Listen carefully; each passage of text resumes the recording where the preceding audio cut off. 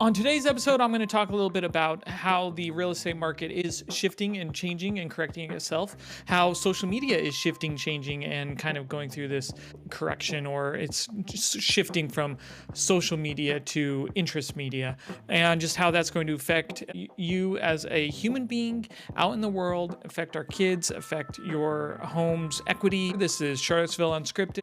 Okay, firstly, let's go through Charlottesville real estate. Now, I do a weekly email newsletter. I track weekly out here in our market in Charlottesville, so that you can stay on top of just the trends and what we're seeing. And I will say that our months of inventory went down in the last 2 weeks. Now, that's not a lot. It's not like it went down a lot, but it went down.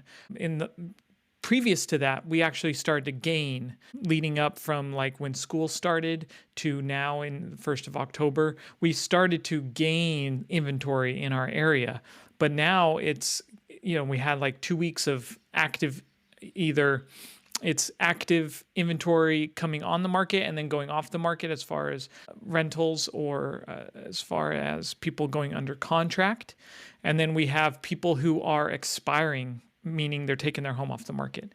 And that is the main difference between this market out here in Charlottesville and the market of 2008, where we had somewhere nationally, it was around 200 to 300 new homes being listed each week.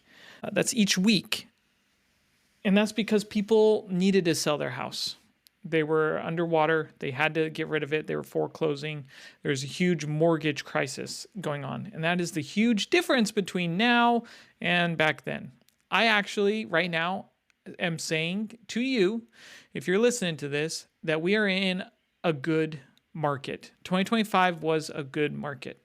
Now, if you're a real estate agent, or even a mortgage lender, you're like, what are you talking about? I did horribly in 2025.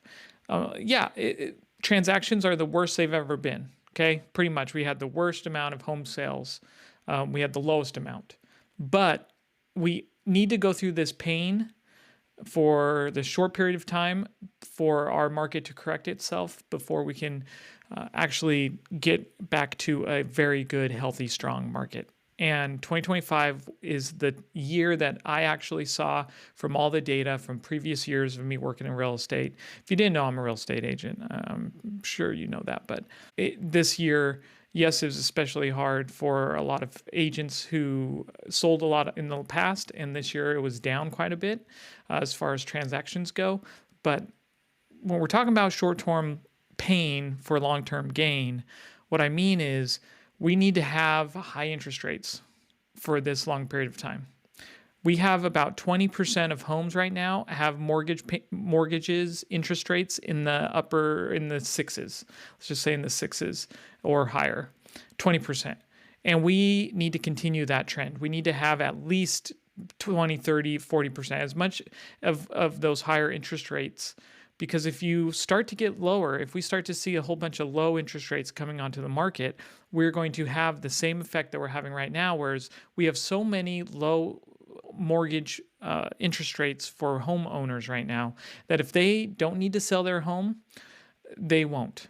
If they're trying to sell it and no one wants to buy it, they can take it off the market and they'll be just fine. They'll rent it out or they'll stay living there.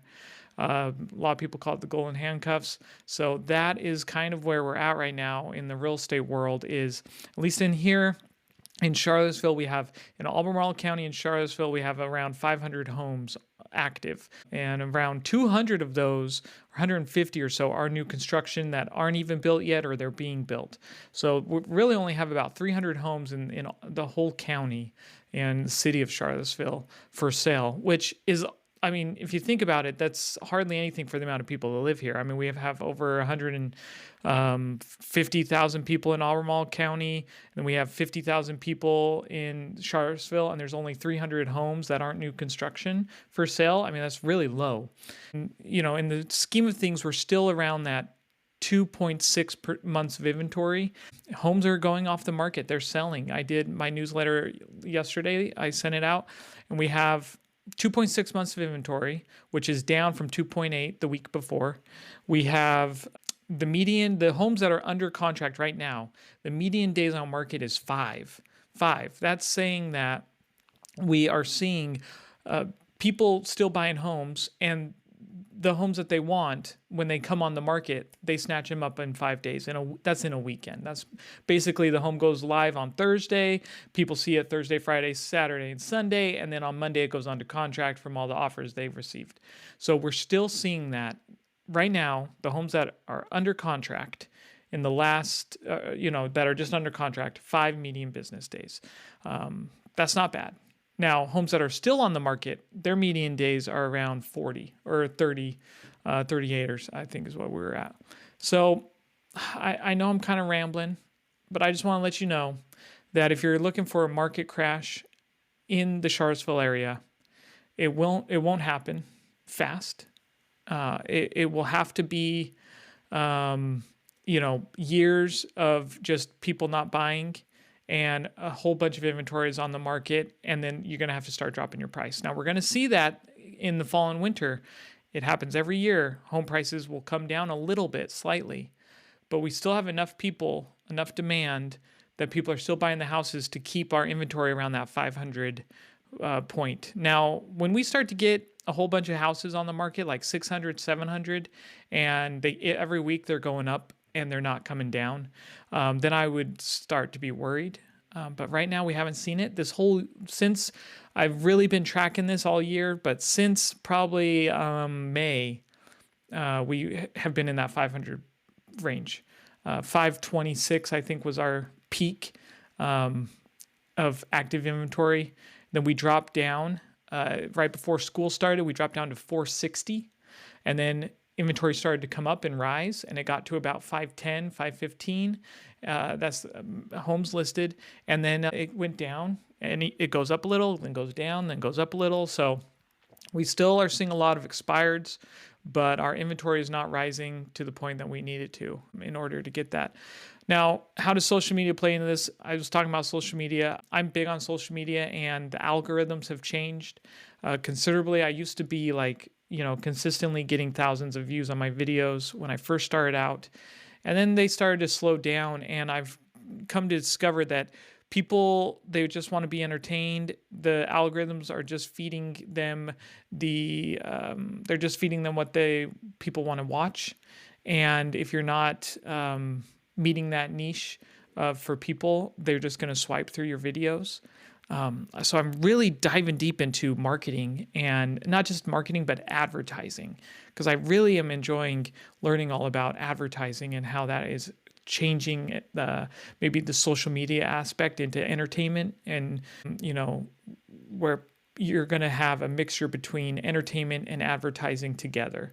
And I would really like to figure that out in my business and in other people's businesses, and how AI is going to shape that with the advancements of us just typing in a prompt, and we're able to create a video that can be entertaining yet informative and get your business across.